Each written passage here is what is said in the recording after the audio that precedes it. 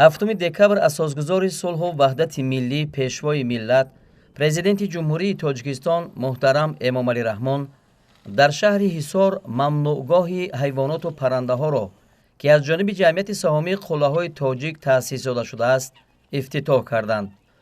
ба сарвари давлат муҳтарам Эмомалӣ Раҳмон иттилоъ дода шуд, ки ба мақсади ҳифзи муҳити зист аз ҷумла олами набототу ҳайвонот, беҳдошти вазъи экологии минтақа, хусусан пойтахти мамлакат шаҳри Душанбе, ҳолати майдони хеле зиёди заминҳои партов ва аз кишт берунмонда беҳтар карда шуд. дар маҳалле ки мамнӯъгоҳ бунёд гардидааст, садҳо гектар замин бекор хобидаву аз ҳосил монда буд. дар ин ҷо ҷангалзор нобуд шуда, ҳайвоноти нодир ва паррандаҳо тамоман вуҷуд надоштанд. акнун бо бунёди мамнӯъгоҳи нав мутахассисону коргарон фаъолияти худро ба масъалаи бунёди ҷангал ва афзоиши ҳайвоноту наботот дар ин мавзеъ равона мекунанд. дар ин робита соли 2020 аз ҷониби ҷамъияти саҳомии қуллаҳои тоҷик дар ҳудуди шаҳри Ҳисор дар майдони зиёда аз 4000 гектар замин, ки қисми зиёди онро кӯҳсор ва заминҳои талу теппа ташкил медиҳад, мамнӯъгоҳи ҳайвоноту паррандаҳо ташкил гардид. бо дастуру ҳидоятҳои сарвари давлат дар мамнӯъгоҳ ҷиҳати афзоиши олами ҳайвонот, парвариши паррандаҳо ва ҳайвоноти нодир ба роҳ монда шудааст.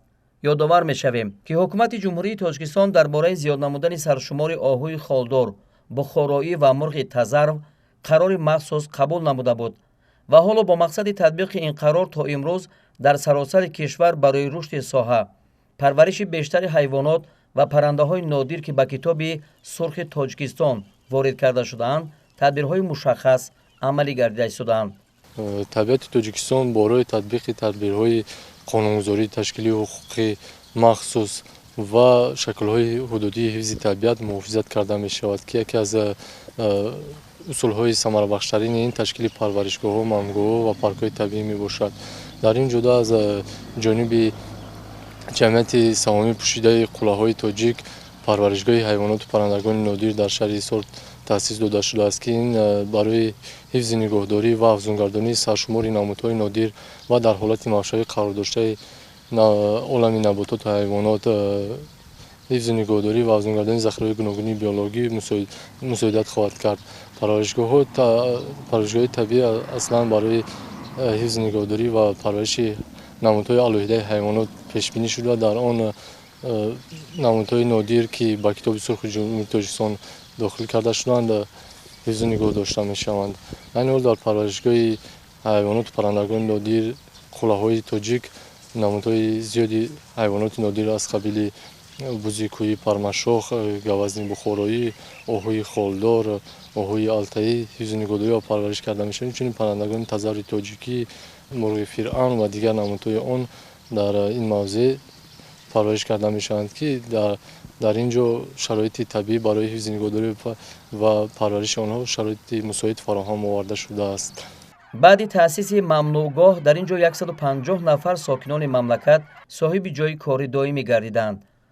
дар ҳудуди мамнӯъгоҳ, ки ҳадаф аз таъсиси он беҳтар намудани муҳити зист ва афзунгардонидани гуногунии биологӣ мебошад, дар нишабиҳои кӯҳ, ҷариҳо, талу теппаҳо ва қитъаҳои заминӣ барои кишти зироатҳои кишоварзӣ мушкил, ниҳолу бутаҳои гуногуни хушсифати маҳаллӣ ва хориҷии мевадиҳанда, ороишӣ, сояафкан ва ҳамешасабз шинонда шудааст. инчунин тухмии аълусифати ба иқлими минтақа мувофиқ, гиёҳҳои гуногуни шифобахш ва дигар растаниҳои ғизоӣ киш гардидааст. дар нишабиҳои кӯҳ ва минтақаҳои душворгузар зиёда аз 400 000 бех ниҳолҳои гуногуни мевадиҳанда, сояафкан, ороишӣ ва гулҳо шинонда шудааст.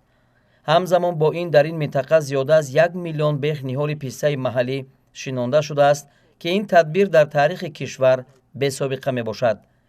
дар ҳудуди мамнӯъгоҳ инчунин дар майдони 13 гектар парваришгоҳи ниҳол бунёд гардидааст, ки ҳоло дар он мутахассисони маҳаллӣ фаъолият доранд.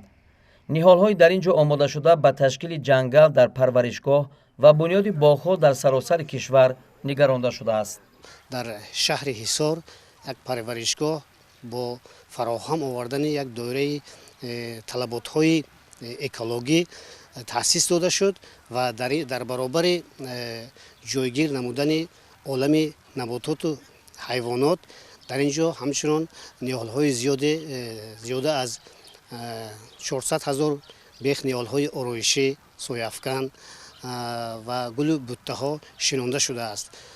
البته همگان میدونند که در حقیقت تأسیس دادن یک پرورشگاه در منطقه های تاجیکستان یک مطابق به همون طلبات هایی که پیشنهاد کرده می شود موافقم است، زیرا که میدونید که زیست عالم وحوش یعنی عالم پرندگان و حیوانات در تل و تپه ها موافق تر است، با مقصد موافق است.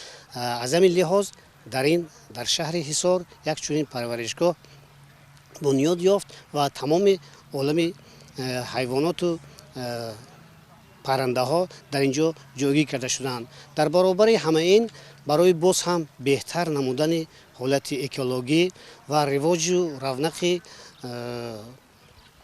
سیاحی اکولوژی در این منطقه خب زیاده از 1 میلیون بیخ پیسته های محلی شنونده شده است و در برابر همه این در منطقه در تل و تپه های آن در میدان 13 هکتار پرورشگاه برای نهال های آرایشی و دلخواه نهال هایی که برای شرایط تاجیکستان مساعد هستند پرورش کرده می شود و با خواجگیداران با اونهایی که با طلباتشان به این نهال ها هست البته با اونها دسترس کرده می شود.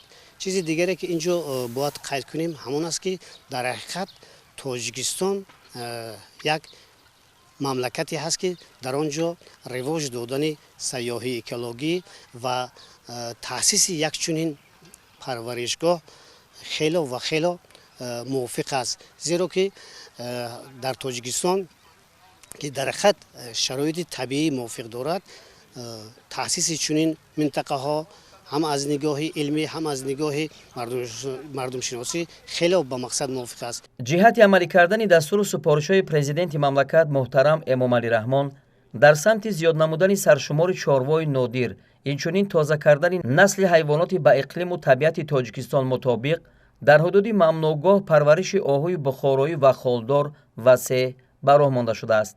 اینچنین از خارج کشور اولین بار به تاجیکستان آهوهای نمود مرل، سرخ، نجیب، لن و بوس‌های نوع الپی و موفلون وارد کرده شدند.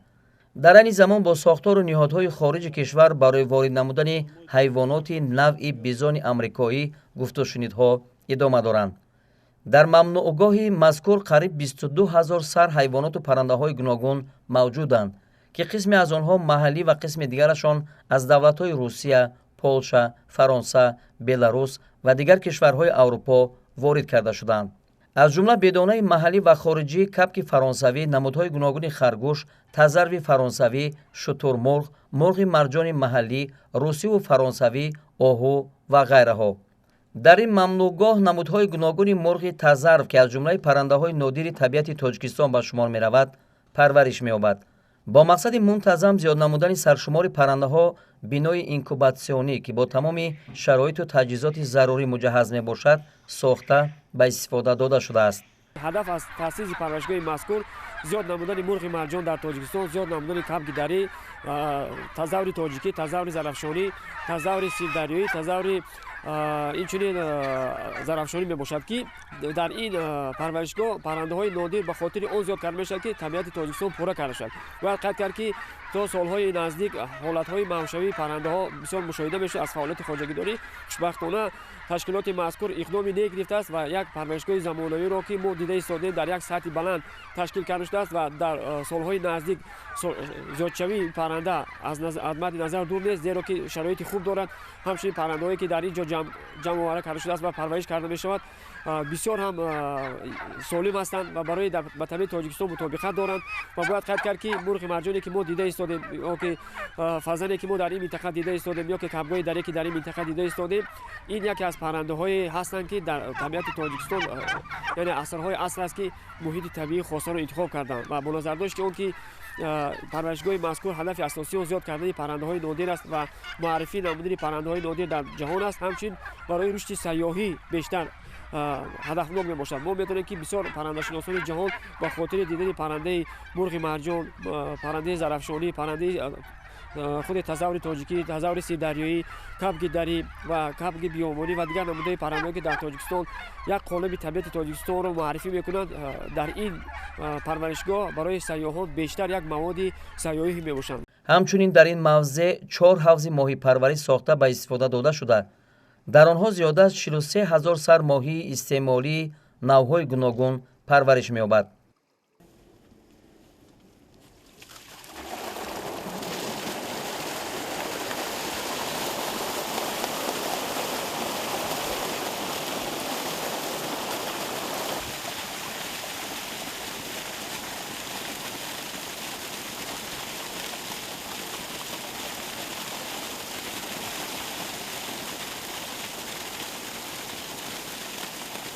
барои рушди соҳаи моҳипарварӣ дар ҷумҳурии Тоҷикистон мо хоҷагӣ мо аз хориҷи кишвар моҳиҳои японскии карп-кой ворид намудем ва дар ин ҷо парвариш карда истодаем, таҷриба омӯхта истодаем ва дар рафти таҷрибаомӯзӣ мо дида истодаем ки карп-кой моҳиҳои японскӣ нисбати моҳиҳои маҳаллии мо афзоишёбиш хело нақстар аст. аз ҳамин сабаб мо мақсад гузоштем ки ҳамин насли ҳамин моҳиро зиёд карда ва барои хоҷагидорони ҷумҳурӣ пешниҳод намоем. ва ин аз ҳар як ҳавзои моҳипарварӣ мо аз 10 то 12 тонн моҳӣ гирифта мумкин. ва низ дар оянда мо мехоҳем ки дигар намуди моҳиҳоро ки оварда мешавад, оилаи асиётрҳо бестро оварда мешавад ки вай бестер стерлида бо белуга гибрид кардагиан, бестра баромадагӣ намуди нави оилаи асиётрҳо ҳавай дар обои мо мешавад, мутобиқ мешавад, ҳавай оварда бо парвариш карданем.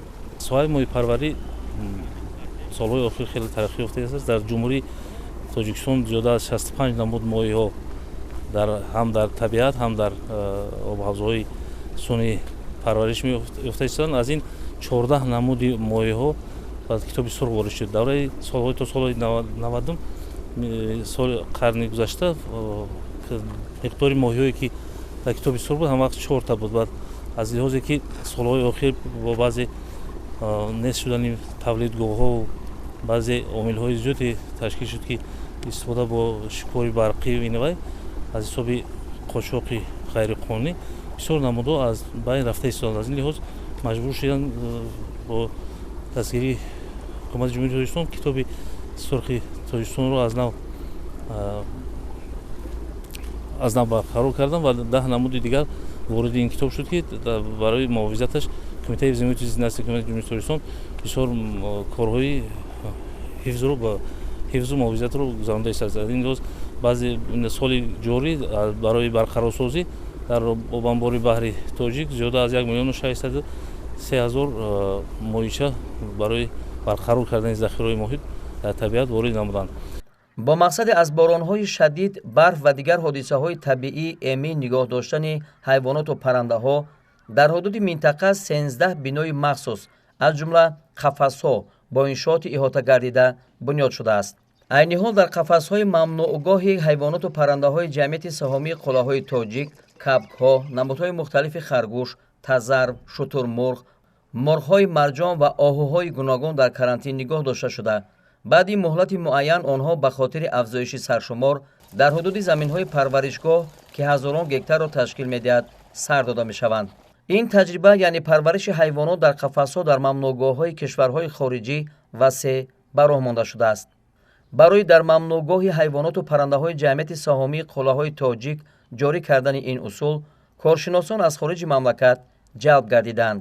Наше сотрудничество с коллегами как раз на территории заповедника началось с того, что было запланировано содержание разведения нескольких видов диких копытных животных с целью содержания их как в условиях питомников для интенсивного разведения, так и содержания в вольерных условиях, в условиях приближенных к их естественной среде, в природе, адаптации и дальнейшего выпуска их в природу.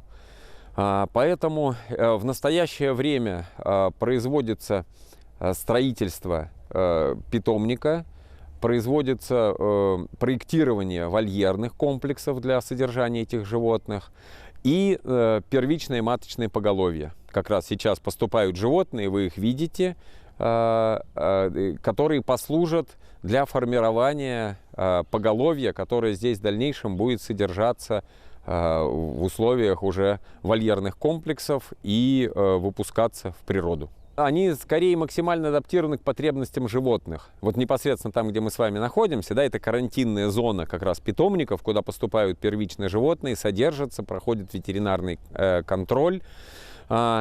Особенность их заключается в том, что достаточно большие группы животных на небольшой территории разводятся, и их потомство используется для того, чтобы в вольерных комплексах уже адаптировать его и содержать в вольерных комплексах большой площади в условиях близких к природным и дальнейшим выпуском в условия свободы в природу. президенти мамлакат муҳтарам эмомалӣ раҳмон зимни шиносоӣ бо шароити муҳайё гардида дар ин мавзеи зебо ба сифати корҳои анҷомёфта баҳои баланд доданд. бояд гуфт ки заҳмату талоши мутахассисону коргарони ҷамъияти саҳомии қуллаҳои тоҷик дар шаҳри ҳисор ба татбиқи сиёсати ҳукумати ҷумҳурии Тоҷикистон дар бахши беҳдошти ҳифзи муҳити зист, зиёд намудани насли ҳайвоноти нодир, ба гардиш даровардани заминҳои бекорхобида, таъсис додани ҷойҳои нави корӣ, инчунин ба татбиқи нақшаву барномаҳои давлатӣ дар доираи солҳои рушди деҳот, сайёҳӣ ва ҳунарҳои мардумӣ ва ба ин восита эҳё намудани сайёҳии экологӣ равона гардидааст. барои зиёд намудани саршумори паррандагон як бинои инкубатсионӣ сохта ба истифода дода шудааст ки бо ҳама дастгоҳу таҷҳизотҳои зарурӣ муҷаҳҳазе бошанд, ки ин ҳам бошад барои рушд додани соҳаи паррандапарварӣ ва ҳайвоноти нодир мебошад, ки барои дигар парваришгоҳи дохили ҷумҳурии Тоҷикистон бояд таъмин карда шавад. барои дар оянда рушд додани табиати ҳамин минтақа мо дар дохили ҷамъияти саҳомии пӯшидаи қуллаҳои тоҷик ниҳолпарваришгоҳ таъсис дода шудааст, ки ниҳолҳои тухми пистаи маҳаллӣ, ки зиёда аз 1 миллион ниҳолро дар бар мегирад, парвариш ёфта истодааст ва дар мавсими пешистода нақша додем, ки шинондани инҳоро идома диҳем. баъди эълон шудани солҳои рушди деҳот, сайёҳӣ ва ҳунарҳои мардумӣ ва беҳтар гардидани вазъи фаъолияти мамнуъгоҳҳои кишвар, таваҷҷӯҳи сайёҳони дохиливу хориҷӣ, аз ҷумла шикорчиён ба имкониятҳои рушди туризми байналмилалии Тоҷикистон бештар мегардад.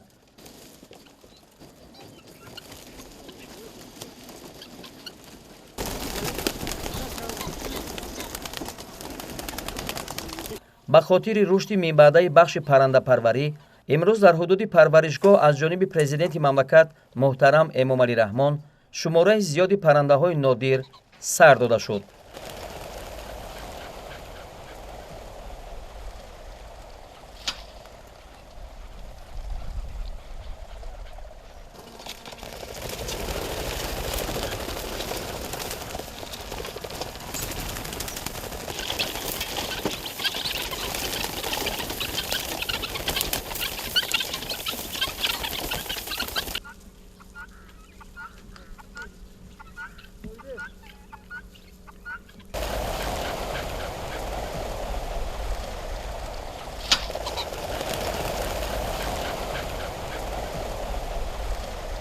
президенти мамлакат муҳтарам Эмомалӣ Раҳмон иқдоми соҳибкорони ватанӣ ва мутахассисону коргарони мамнуъгоҳро шоистаи таҳсин ва намунаи ибрат хонда, ба онҳо барои истифодаи бештари имкониятҳо дастуру ҳидоятҳои муфид доданд. дар посух ба таваҷҷӯҳи сарвари давлат муҳтарам Эмомалӣ Раҳмон иттилоъ дода шуд, ки барқарорсозии муҳити экологӣ, набототу ҳайвонот ва паррандагони он хуб ба роҳ монда мешавад. бунёди мамнуъгоҳ барои иқтисоди кишвар аз бисёр ҷиҳат муфиду самарабахш аст. бо таъсиси мамнуъгоҳ барои фаъолияти олимони соҳа ҷиҳати пешбурди корҳои илмӣ, мусоидат ба мутобиқсозии ҳайвоноту наботот ба иқлими Тоҷикистон, афзоиши ҳайвоноту паррандаҳои нодир, истифодаи талу теппаҳо барои растанипарварӣ ва ҷангалпарварӣ шароити мусоид фароҳам оварда шуд.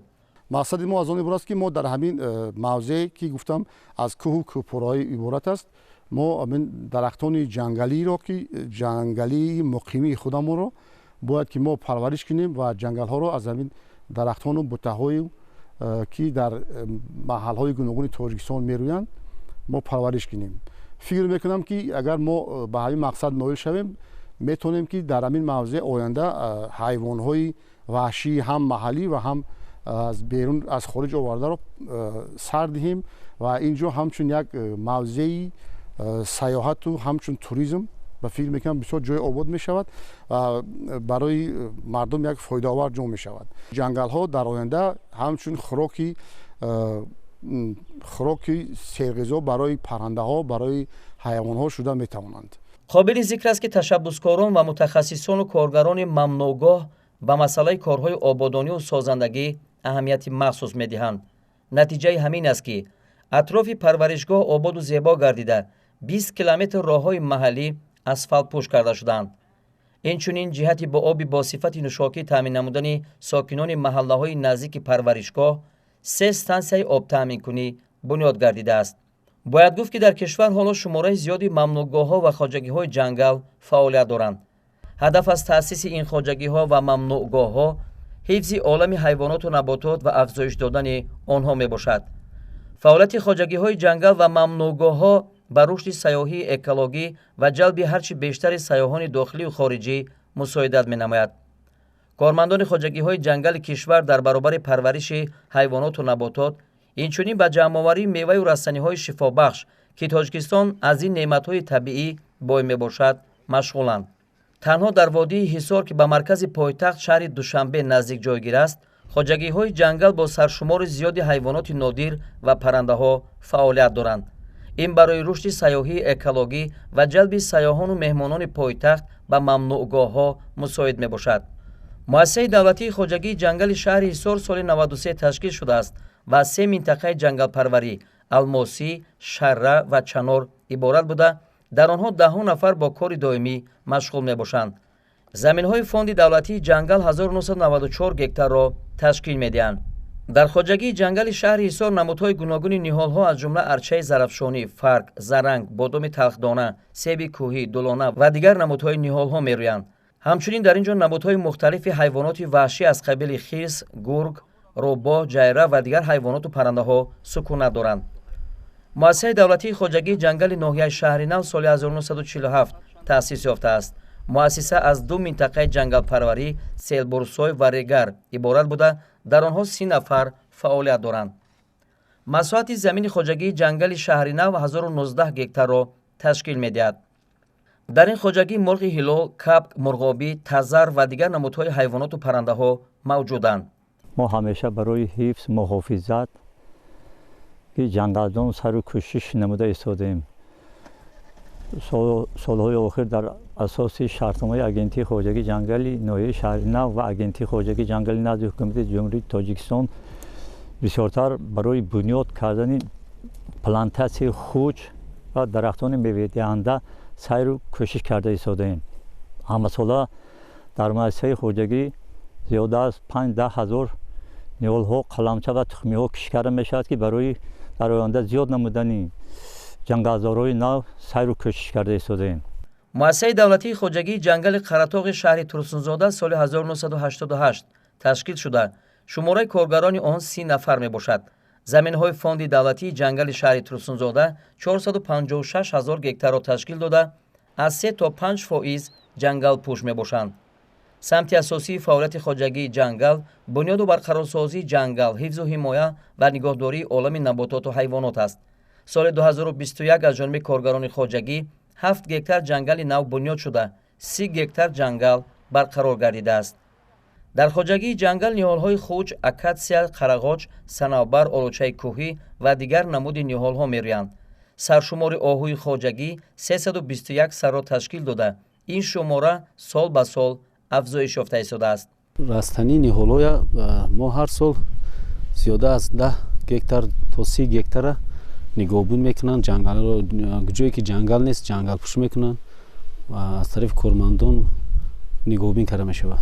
таҷриба нишон медиҳад ки фаъолияти хоҷагиҳои ҷангал барои афзун гардонидани гуногунии биологӣ, ҳифзи ҳайвоноту набототи нодир, ниҳолпарварӣ ва дар маҷмӯъ барои пешрафти иқтисоди мамлакат судовар мебошад. қобили зикри хос аст ки табиати нотакрору биҳиштосои Тоҷикистон имрӯзҳо таваҷҷӯҳи сайёҳони дохиливу хориҷиро бештар ҷалб кардааст. амну субот дар саросари кишвар, рушди бахшҳои муҳим, фаслҳои зебои сол, руду чашмаҳои мусаффо, кӯҳҳои сарбафалак кашида, мавзеъҳои таърихӣ, мамнӯъгоҳҳо ва ҳайвоноти нодири Тоҷикистон аз қабили маркополо, оҳуи бухороӣ, паланги барфӣ имкон фароҳам меоваранд, ки ташрифи сайёҳон ба ҷумҳурии Тоҷикистон бахусус дар солҳои рушди деҳот, сайёҳӣ ва ҳунарҳои мардумӣ бештар гардад.